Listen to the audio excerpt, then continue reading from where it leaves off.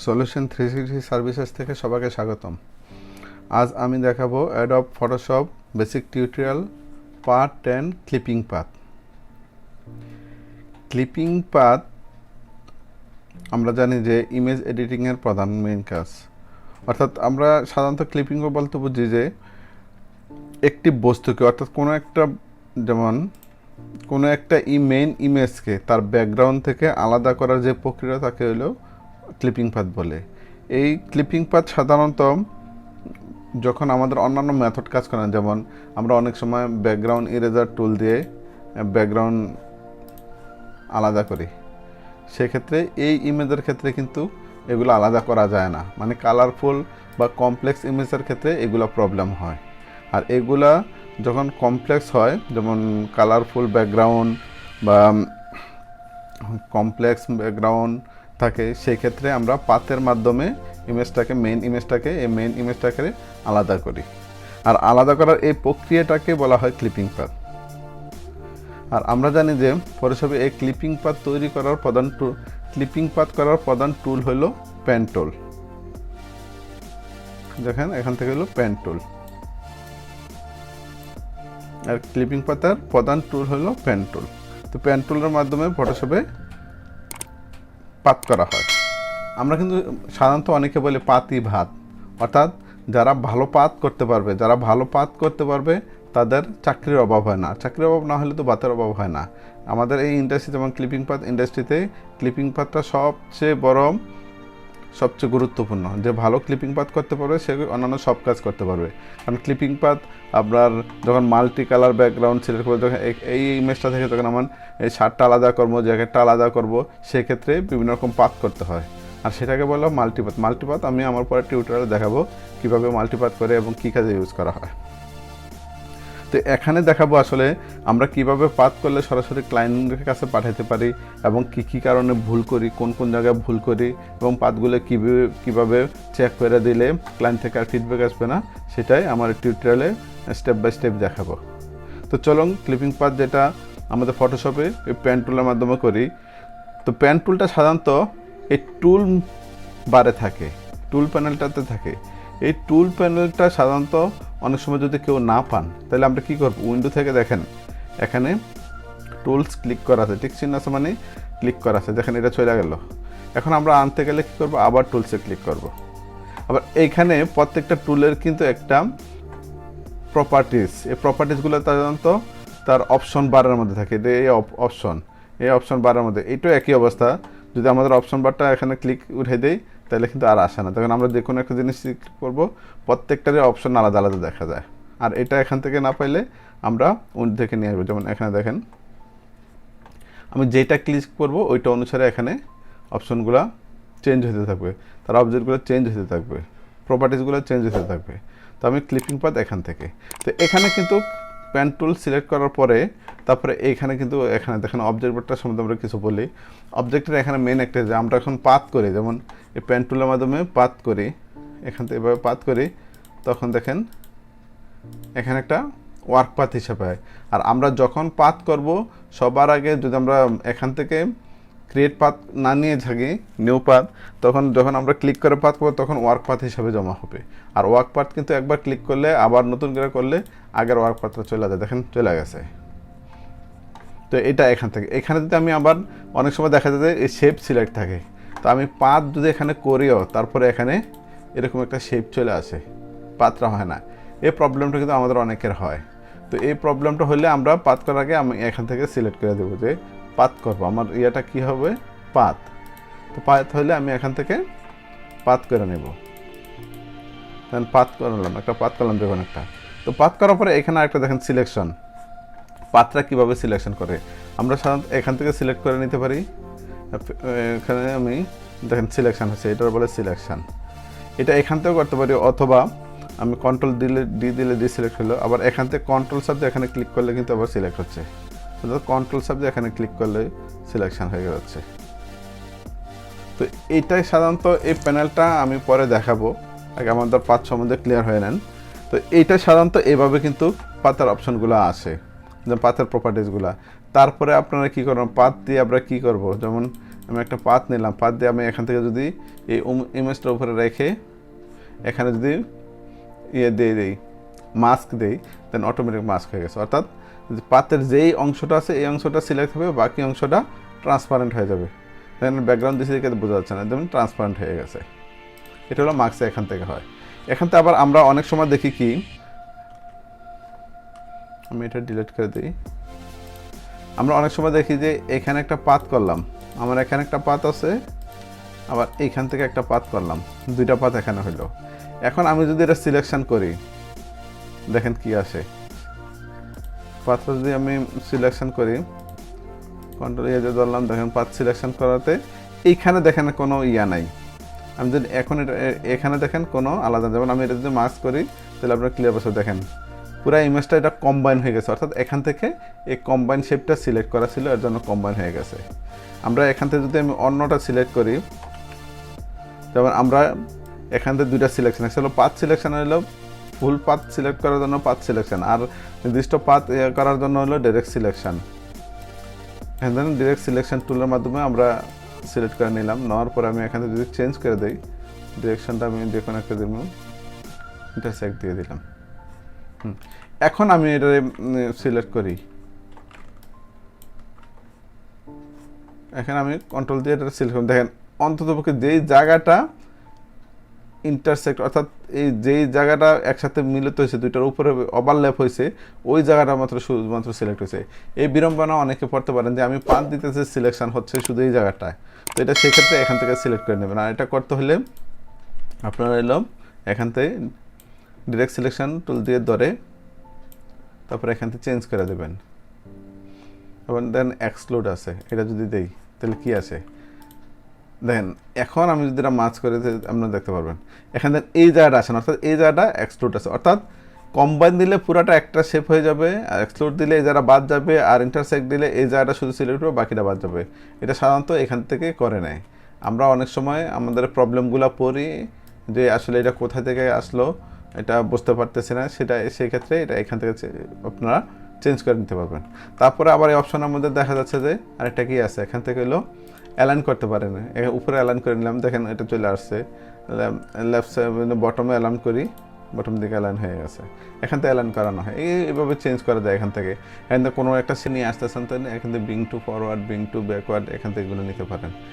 তা আমরা যখন পাথ সিলেক্ট করি তখন এখানে একটা জিনিস দেখেন, auto add detect, add delete আছে। এইটা দ্বারা কি বোঝায়, আমি যদি এই পাথটা ধরি, দেখেন এইটা যদি সিলেক্ট থাকে অটো অ্যাড ডিলেট, দেখেন এখানে একটা এই পাত্র উপর নিলে এখানে প্লাসের মতো আসে। আমি একটা পাথ সিলেক্ট করি, এই পাত্র উপর নিলে এখানে প্লাস, দেখেন এটার পিছনে একটা পাথ আছে, পাথটা মানে প্লাসের মতো দেখা যাচ্ছে। দেখেন এই আইকনটা নিচে, পেন টুলের আইকনটা নিচে একটা পাথ প্লাস চিহ্ন দেখছো, প্লাস মানে এখানে ক্লিক করলে একটা অ্যাঙ্কর পয়েন্ট যোগ হবে। এবং আমি যদি আবার যে অ্যাঙ্কর পয়েন্টের উপরে নেই, সেখানে একটা মাইনাস আছে, অর্থাৎ আমি অ্যাঙ্কর পয়েন্টটা বাদ দিতে হলে এখানে মাইনাস করে দিতে হবে। এখান থেকে সাধারণত এটা auto detect, auto add delete যদি থাকে। আর যদি এটা না দিয়ে দেখবেন, এটা যদি উঠাই দেয় তাহলে দেখবেন এখানে কিছুই শো করবে না। দেখেন শো করতেছে, কোনো কিছু শো করতেছে না, এখানে নিলে মানে শো করতেছে না। অর্থাৎ এটাও খুবই গুরুত্বপূর্ণ। তো এইভাবে সাধারণত হলো অপশন বারে বিভিন্ন অপশনগুলো চেঞ্জ করা যায়। তো আমরা কি করব, এই যে একটু আগে দেখালাম যে অ্যাঙ্কর পয়েন্ট, আমরা কিন্তু অনেকে জানি না আসলে অ্যাঙ্কর পয়েন্টটা কি।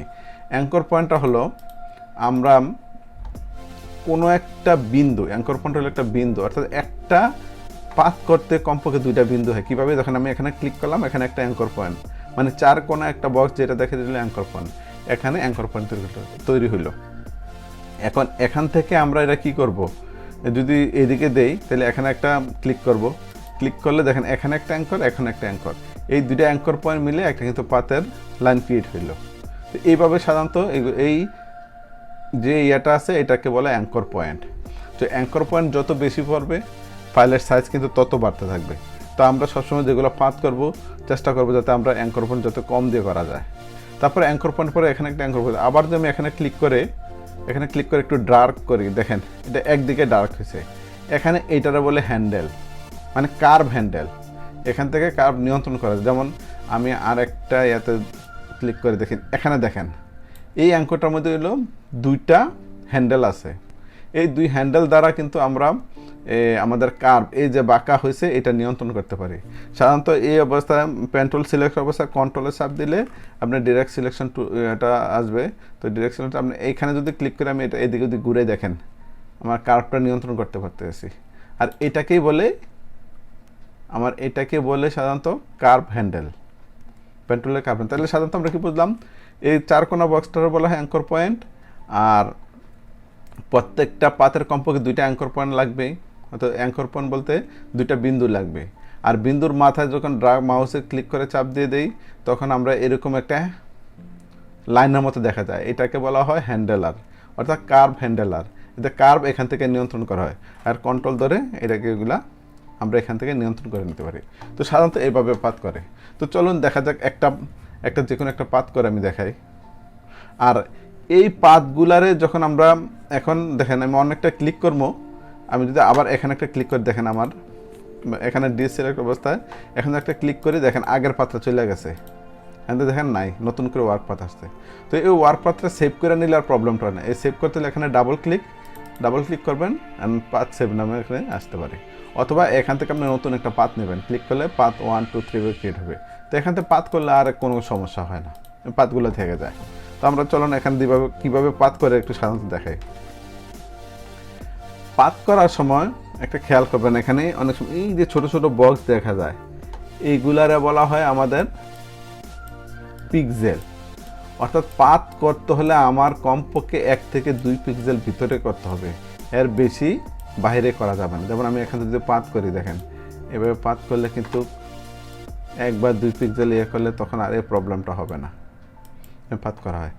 তারপরে আমাদের এই যে অ্যাঙ্করগুলো যদি আমি সিলেক্ট করি, কন্ট্রোল সিলেক্ট করে যদি একটু রাইট অ্যারোর দিকে নেই এখন 1 পিক্সেল সরবে, বা লেফট অ্যারোর নেই 1 পিক্সেল সরবে, উপরে দিলে 1 পিক্সেল উপর দিকে 1 পিক্সেল নিচে দেবে। অর্থাৎ আমার এই প্রত্যেকটা কার্সর মুভমেন্টটা হবে 1 পিক্সেল আমার এখান থেকে চেঞ্জ করা যায়। অথবা ডাইরেক্ট সিলেকশন টুল দিয়ে এখানে ধরে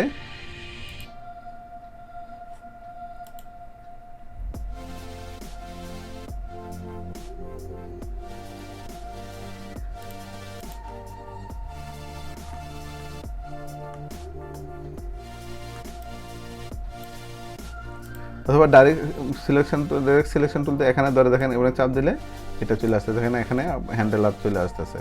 তো এখান থেকে আমি যেভাবে নেবো এইভাবে এরকম হবে। অর্থাৎ এটার সিলেক্ট করা হয়েছে, দেখেন এখানে এটাগুলো 4 কোণার মাঝে ফাঁকা দেখা যাচ্ছে, আর এটা হইলো দেখা যাচ্ছে যে এটা সিলেক্ট অবস্থা আছে, এরকম বলতে সিলেক্ট অবস্থা আছে। এখন যেদিকে সরাবেন এদিকে সরাতে পারবেন ডিরেক্ট সিলেকশন টুল দিয়ে পাথ। আর যদি আমার আরেকটা দিয়ে যদি আমি ধরি এটা হলো পাথ সিলেকশন, অর্থাৎ পুরো ফুল পাথটা মুভ করতে পারবেন, এদিক ওদিক নিতে পারবেন এভাবে। তো চলুন আরেকটা দেখি আমরা, ধরেন একটা পাথ করি, দেখেন এই এসটা পাথ করব। একটা পাথ করতে হলে আমি প্রথমে পাথে পিতে চাপতে পাথ বা আমি নতুন একটা পাথ নিলাম, এইখানে সাধারণত দেখেন একটা ক্লিক করলাম, ক্লিক করার পরে আমি এদিক থেকে যেতে পারি, এখান থেকে আমি একটা হ্যান্ডেলার এমনি একটু উঠাই দিতে পারি, শিফটে চাপ দিয়ে ধরে একটু উপরের দিকে দিলাম, দেওয়ার পরে এইখানে দেখেন একটা লেভেলের মতো দেখাচ্ছে এইভাবে। তো আমি এখানে ক্লিক করে যদি এভাবে দেই দেখেন এটা কমায় দিয়ে আমরা এদিক থেকে এভাবে উঠিয়ে ফেলতে পারি। তো এটারে আর একটু নিয়ে দেখেন এভাবে খেয়া। তারপরে এইখানে দেখবেন আমরা অনেকে কী করি, এখানে পাত করি, এখানে পাত করি, এভাবে পাত করি, এভাবে পাত করি, এভাবে পাত করে এখান থেকে করি। কিন্তু এভাবে না করে আপনি একটা যদি খেয়াল করেন এখানে যেহেতু লেভেল আছে এখানে আর একটা এরকম আছে, তো আপনি এখানে ক্লিক করলে কিন্তু আমরা একটা পাচ্ছি, এখানে হচ্ছে। তারপরে যদি আমি এখানে ডাইরেক্ট ক্লিক করি, এটা আমি বড় করে নিলাম হ্যান্ডেলারটা, এদিক থেকে এটা শিফট চাপ দিয়ে যদি আমি এভাবে দিয়ে দেখেন এখানে একটু বাকি আছে, দেখেন এইভাবে কিন্তু মিলাইলাম যায়। দেন এবার তারপর আমি এখানে দেব, এখান থেকে আমি এইটাতে কমাই নেব, কন্ট্রোল চাপ দিয়ে আপনি হইলো নিয়ন্ত্রণ করতে পারবেন। তারপরে এখান থেকে এই যে এই হ্যান্ডেলারটা আসছে, এই যে এই জায়গাটা দেখতে পাচ্ছেন, এইটারে এই যে কর্নারগুলা, এই যে এজগুলারে বলে সাধারণত কি এজ বলে। দেখেন আমার এখানে আমরা দুইটা দিয়েছিলাম যে ক্রিয়েট পাথ করছে অ্যাঙ্কর পয়েন্ট পাথ সিলেকশন থাকছে হার্ড এজ এবং সফট এজ। এই এজটারে বলা হয় সফট সফট এজ মানে হলো আমার একটা রাউন্ড শেপের বা যে কোনো একটা হবে। তারপরে এইখানে আমি ডাইরেক্ট একটা ক্লিক করলাম, এটারে বলা হয় হার্ড এজ অর্থাৎ হার্ড কর্নার বা হার্ড এজ। এখানে ক্লিক করার পরে আমি এখানে গেলাম, এখানে কিন্তু কোনো রাউন্ড টাউন কিছু নেই, ডাইরেক্ট এখানে একটা কর্নার, এইখানে এই জায়গাটা দেখেন এটা কিন্তু কর্নার সৃষ্টি হয়েছে, এই যে এখানে একটা কর্নার সৃষ্টি হয়েছে। এইটারে যদি আমি যদি এইভাবে পাত না করি, যে আমি এখান থেকে করতাম যে এইভাবে পাত করতাম, এই এজটা নিতাম, তাহলে এইটারে বলা হয় সফট এজ আর এইটারে বলে হার্ড এজ। এখান থেকে এভাবে নেওয়া হয়। এছাড়া আপনি এটা তো একটা করলেন, এছাড়া যদি আমরা একটা ধরেন, আমি আরেকটা এতে আপনাদেরকে দেখাই, এখানে দেখেন এখানে কোনোটা কিন্তু সফট এজ নেই, এটা প্রত্যেকটা এলো হার্ড এজ। অর্থাৎ এখানে দেখেন এখানে একটা কি এখানে দিলাম, এটি সবগুলো হার্ড এজ অর্থাৎ হার্ড কর্নার। এখন আমার যদি এখানে ক্লিক করে দেখুন হার্ড কর্নারতে কীভাবে সফট কর্নার কীভাবে, এইখানে দেখেন এখানে একটা ক্লিক করে যে আমি এখানে এটা চলে আসতেছে, এই যে এরকম হয়ে গেছে। এখন আমি এটা সরাইলে ইচ্ছা করলে এরকম হবে না, সেক্ষেত্রে কেমন আমি অল্টার চাপতে যদি এখানে একটা ক্লিক করি মাঝে, এখানে দেখেন ইয়াটা চলে গেছে, এই হ্যান্ডেলারটা চলে গেছে, তখন আপনি এটাতে সোজা করে নিতে পারবেন। এখানে নিয়ে তারপর আবার এখানে ক্লিক করলে দেখেন এখানে ইয়ে হয়ে গেছে, আপনার হার্ড কর্নার হয়ে গেছে। এখানে যে আবার আমি এইভাবে চলে আসে, তখন সেক্ষেত্রে অল্টার চাপ দিয়ে আমার এটা নিয়ন্ত্রণ করলাম, এটা নিয়ন্ত্রণ করলে আবার এখানে একটা চলে আসে, তো এটা হইতে পারবে না এখানে। অর্থাৎ হার্ড কর্নারে কোনো হ্যান্ডেলার থাকবে না। হ্যান্ডেলার থাকা মানে হলো আপনার সফট কর্নারের আকৃতি চলে আসা, সেক্ষেত্রে এখানে ক্লিক করলে দেখেন কোনো হ্যান্ডেলার আসে না। তো এই পাত্রারে যদি আমি আবার রাউন্ড করি, ধরেন দেখেন এখানে একটু অল্টার চাপ দিয়ে এভাবে একটু টান দিবেন, তাহলে একটা হ্যান্ডেলার তৈরি হলো। তারপরে এইখানে ক্লিক করলেন, তো এই হ্যান্ডেলার দিয়ে কিন্তু এখানে আবার নিয়ন্ত্রণ করে আপনারা এই জায়গায় ঠিক করতে পারেন এখানে। তো এখানে যদি আমি আবার একটা দেই, এটা দেখেন হ্যান্ডেলার তৈরি করছে। অর্থাৎ যেই পাতের অ্যাঙ্কর পয়েন্টে হ্যান্ডেলার আছে ওইটাই সাধারণত সফট এজ অর্থাৎ সফট কর্নার হয়ে যায়। এখানে একটা ক্লিক করে দেখেন প্লাস চিহ্ন আছে, এখানে ক্লিক করে দিলাম আমি, আর এই হ্যান্ডেলারটারে দুইটা সোজা করে নিলাম। সাধারণত এইভাবে এখান থেকে পাত করা হয়। তাহলে এটা হলো হার্ড কর্নার আর এটা হলো সফট কর্নার। আমরা সাধারণত দেখলাম এই যে এখানে দেখেন বড় বড় দেখা যাচ্ছে, এখানে হলো এটা এইগুলারে বলা হয় এই যে এক একটা পিক্সেল, এই পিক্সেল আমরা সাধারণত 2 পিক্সেল ভিতর দিকে পাত করবে। এইভাবে যদি পাত করে দেন একটা 2 পিক্সেল এখানে যদি পাত করে, কখনো অন্যান্য ব্যাকগ্রাউন্ড চলে আসবে না। কিন্তু আমরা যদি অনেক সময় বাইরে চলে যায়, তাহলে সাদা চলে যায়, তখন অন্য ব্যাকগ্রাউন্ড চলে আসবে। আবার অনেক সময় কী করে অনেক ভিতর দিয়ে পাত করে, এভাবে পাত করলে কিন্তু ক্লায়েন্ট নেবে না। তো পাত করতে হবে সাধারণত 1 পিক্সেল বা 2 পিক্সেল ভিতরে সবসময় পাত করতে হবে। সবসময় এই জিনিসটা খেয়াল করে পাত করলে তখন আর কোনো সমস্যা হবে না। এভাবে সাধারণত আপনারা এই জায়গাটা হলো সফট কর্নার। দেখেন এই জায়গাটা আমি এখানে দিলাম, এখান থেকে এখানে দিলাম, এই যে পিক্সেল টু পিক্সেল কীভাবে হচ্ছে এটার বলে সফট কর্নার। তো এইখানে সাধারণত আপনি যদি মিলাতে চান অনেক সময় এভাবে ইয়ে করবেন,